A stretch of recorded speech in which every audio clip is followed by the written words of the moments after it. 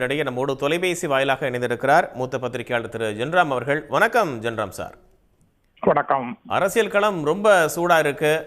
முன்னாள் முதலமைச்சர் ஓபிஎஸ் திமுகவில் இன்னும் சற்று நேரத்தில் இணைய இருக்கிறார் அப்படின்னு சொல்லப்படுது. உங்களுடைய முதற்கட்ட பார்வை சார். மார்ச் 1ஆம் தேதி பிரதமர் தமிழ்நாடு வருகிறார்.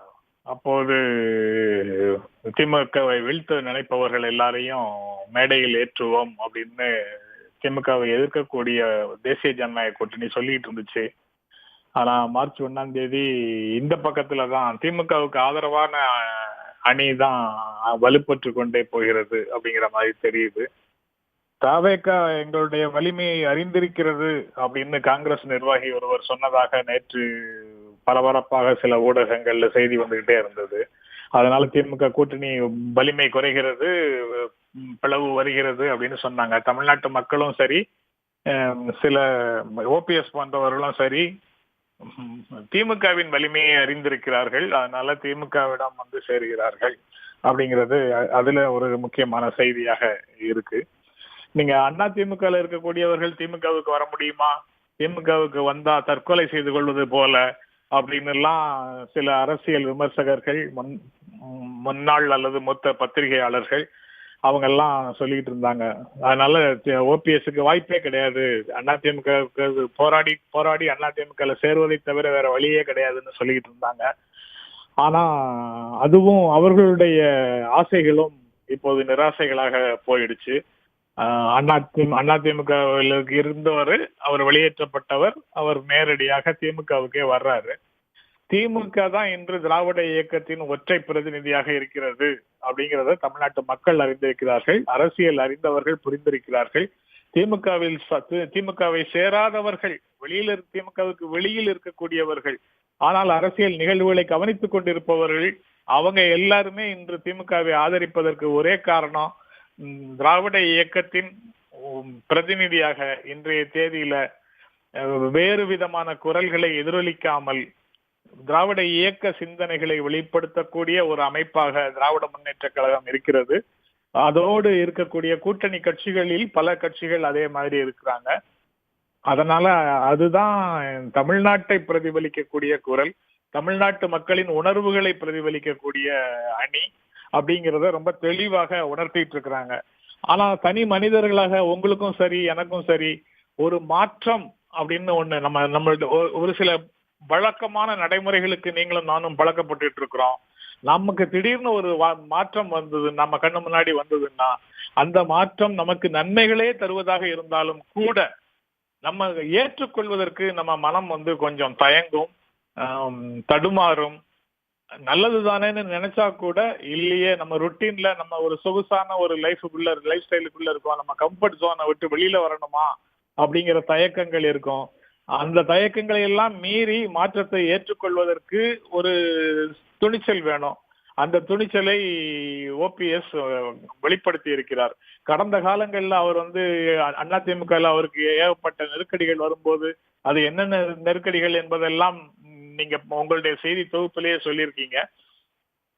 அது நெருக்கடிகள் வரும்போது அதையெல்லாம் எதிர்த்து போராடக்கூடிய போர்க்குணத்தை அவர் வெளிப்படுத்தவில்லை. மாறாக ஒன்றிய அரசின் அதிகாரத்தை நம்பி அவர்களிடம் தன்னை ஒப்பு கொடுத்தவராக இருந்தார் அப்படின்னு அவர் மீது கடுமையான விமர்சனங்களை பல நண்பர்கள் வச்சிருக்கிறாங்க, நானும் வச்சிருக்கிறேன்.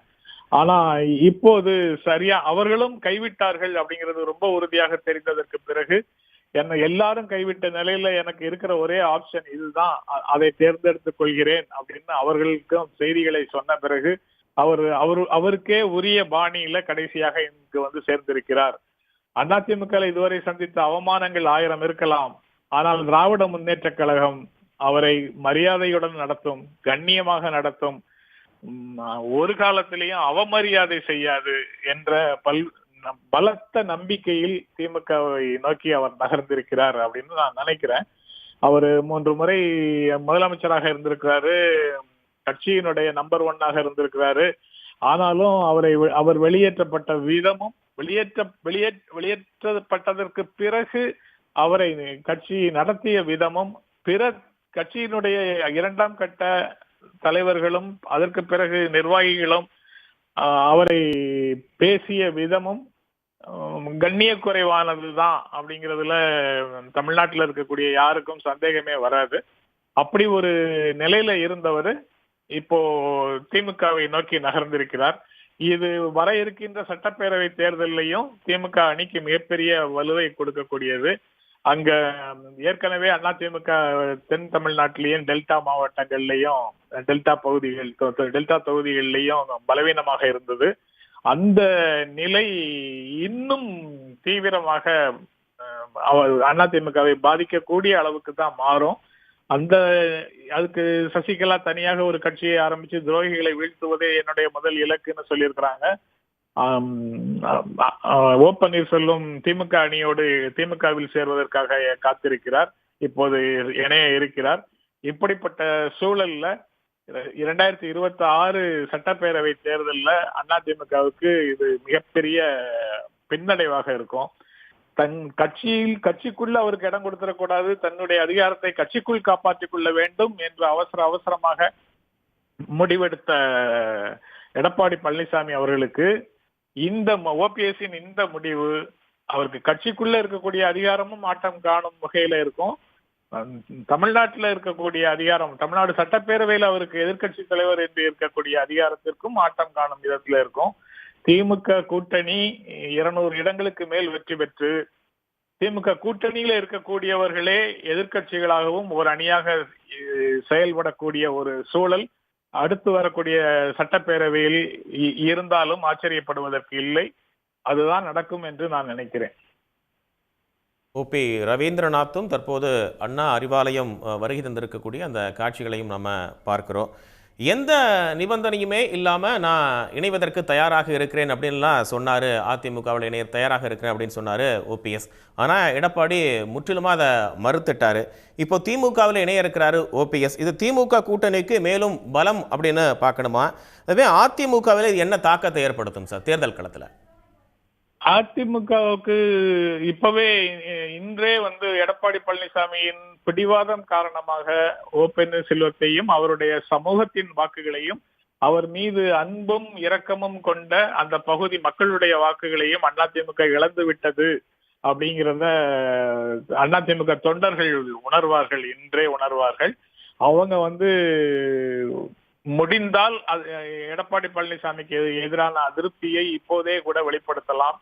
அல்லது இன்னும் அந்த கூட்டணிக்குள்ள இருக்கக்கூடிய குழப்பங்கள் இருக்குல்ல, இன்று பியூஷ் கோயல் இந்தோ நாளையோ வருகிறார், அதை பற்றி பேசுறாரு.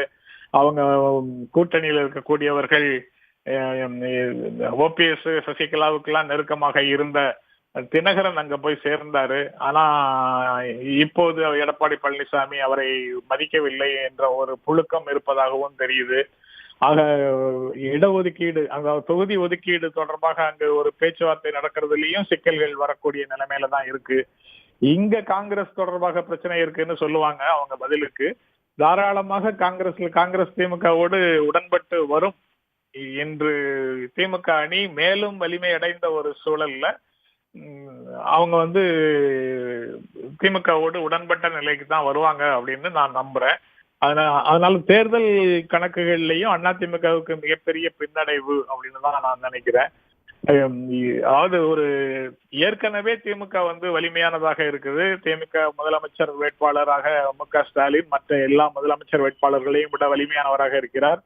திமுக கூட்டணி தொடர்ந்து வெற்றி பெறக்கூடிய கூட்டணியாக இருக்கிறது. 2019, 2021, 2024 3 பெரிய தேர்தல்களிலும் வெற்றி பெற்று முன்னணியில் இருக்கிறது.